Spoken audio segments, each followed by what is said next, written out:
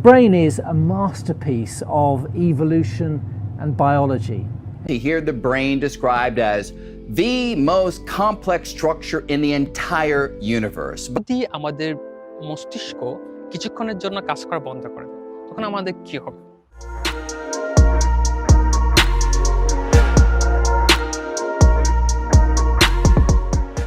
আসসালামু আলাইকুম। So let's go.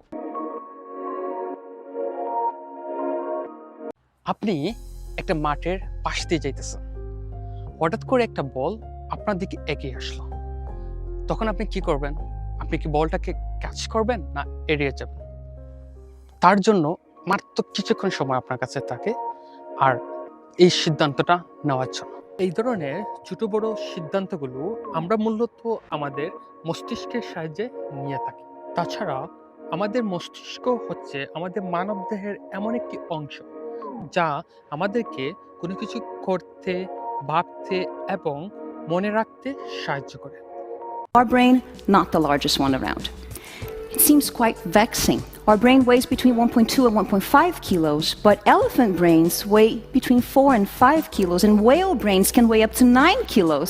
গড়পড়টা 1.36 KG কিংবা মোটামুটি ধরা যেতে পারে 1500 গ্রাম পেতে পারি আমরা গড়ে। কিন্তু মজার ব্যাপার, খুলির মধ্যে যখন এই মস্তিষ্কটা থাকে তখন পানিতে ডুবন্ত ভাসন্ত অবস্থায় থাকার কারণে তার ভর মাত্র 50 গ্রাম হয়। তো পায় যেমন আপনার চোখের দৃষ্টি, কানের শ্রবণ এবং ত্বকের স্পর্শ। আপনি যা করেন, চিন্তা করতে বা অনুভব করতে, কথা বলতে, জিনিসগুলো মনে রাখতে এবং আপনার চারপাশে সবকিছু বুঝতে এটি সাহায্য করে। এবার চলুন জেনে নেওয়া যাক, যদি আমাদের মস্তিষ্ক কিছুক্ষণের জন্য কাজ করা বন্ধ করে তখন আমাদের কি হবে। যেহেতু আমাদের অনুভব তা আমাদের মস্তিষ্কের দ্বারা নিয়ন্ত্রিত, তখন সর্বপ্রথম আমাদের ফিলিংটা আছে ওইটা আমরা হারিয়ে ফেলবো।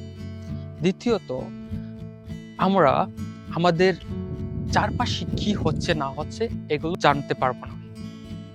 তখন আপনি ইচ্ছাকৃতভাবে নড়াচড়া করতে, কথা বলতে বা কিছু করতে পারবেন না। আপনার চারপাশে কি ঘটছে আপনি বলতেও পারবেন না।